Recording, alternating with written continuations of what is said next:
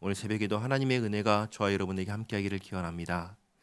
27절 말씀 보시면 이에 총독의 군병들이 예수를 데리고 관정 안으로 들어가서 온 군대를 그에게로 모으고 그의 옷을 벗기고 홍포를 입히며 가시관을 엮어 그 머리에 씌우고 갈대를 그 오른손에 들리고 그 앞에서 무릎을 꿇고 희롱하여 이르되 유대인의 왕이여 평안할지어다 하며 그에게 침 뱉고 갈대를 빼앗아 그의 머리를 치더라. 분명히 빌라도는 총독은 예수님께 죄가 없다는 것을 알았습니다. 그러나 예수님께서 이렇게 모욕을 받으시도록 하였습니다. 군인들이 31절에 희롱을 다한 후에 홍포를 벗기고 도로 그의 옷을 입혀 십자가에 못 박으려고 끌고 나가니라. 당시의 십자가형은 일관된 형태를 가지고 있지 않았습니다. 다양한 형태로 십자가형을 치렀습니다. 그래서 어떤 경우에는 그냥 세로로 된 기둥에 못 박기도 했습니다. 어떤 경우에는 X자로 된 기둥에 못 박기도 했습니다. 우리가 흔히 아는 대로 십자가 형틀에 못 박기도 했습니다. 십자가 형틀에 못 박을 경우에는 사형장에 세로로 된 기둥을 두었습니다. 그리고 죄수가 가로로 된 기둥을 들고 사형장까지 가게 하였습니다. 언젠가 예수님께서 제자들에게 이런 말씀을 하셨습니다. 마태복음 16장 24절 말씀인데요. 이에 예수께서 제자들에게 이르시되 누구든지 나를 따라오려거든 자기를 부인하고 자기 십자가를 지고 나를 따를 것이니라. 예수님의 이 말씀은 죄수가 십자가형을 당하기 위하여 자기가 못 박힐 형틀을 짊어지고 가는 모습을 생각나게 합니다. 예수님께서 지금 말씀하신 대로 그렇게 가셨습니다. 32절에 나가다가 시몬이란 구레네 사람을 만나매 그에게 예수의 십자가를 억지로 지워가게 하였더라. 아마도 예수님의 몸이 너무나 상해서 도무지 십자가를 지워가지고 갈 수가 없어서 이렇게 한 것 같습니다. 33절에 골고다 즉 해골의 곳이라는 곳에 이르러 쓸개탄 포도주를 예수께 주어 마시게 하려 하였더니, 쓸개탄 포도주는 일종의 마취제 역할을 했습니다. 예수께서 맛보시고 마시고자 하지 아니하시더라. 그들이 예수를 십자가에 못 박은 후에 그 옷을 제비 뽑아 나누고 거기 앉아 지키더라. 십자가형은 굉장히 고통스러우면서도 치욕스러운 형벌이었습니다.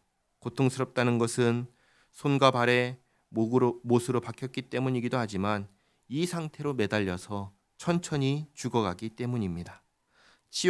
치욕스럽다는 것은 완전히 발가벗겨져 처형되었기 때문입니다. 뿐만 아니라 이렇게 십자가형을 받은 죽은 죄인의 시신은 사람이 거두고자 하지도 않았습니다. 그냥 방치했습니다. 그래서 새와 짐승의 먹이가 되었습니다. 그렇기에 로마 시민은 정말 극악무도한 죄인이 아니면 십자가형을 받지 않게 하였습니다. 십자가형은 로마 시민이 아닌 다른 나라 사람, 이방인 또는 노예에게 죄인은 이렇게 벌한다라는 본보기로 행하였습니다. 그런 형벌을 예수님께서 받으신 것입니다. 또 구약 성경에 있는 율법은 이렇게 기록합니다. 신명기 21장 23절 말씀인데요. 그 시체를 나무 위에 밤새도록 두지 말고 그날에 장사하여 내 하나님 여호와께서 내게 기업으로 주시는 땅을 더럽히지 말라. 나무에 달린 자는 하나님께 저주를 받았음이니라. 예수님께서는 신명기의 말씀대로 나무에 달린 자가 되어서 하나님께 저주를 받은 자요 버림받은 자가 되었습니다.